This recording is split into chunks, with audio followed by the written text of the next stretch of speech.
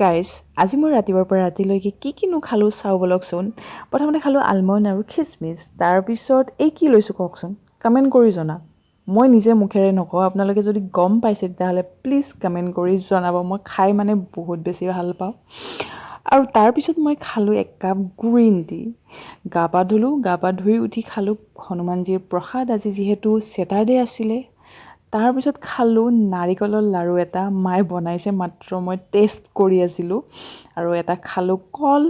তাৰপিছত লাঞ্চৰ থালিখন মোৰ ৰেডি হৈ গ'ল, আজি যিহেতু ছেটাৰডে ভেজ থালি আছিলে চিম্পল।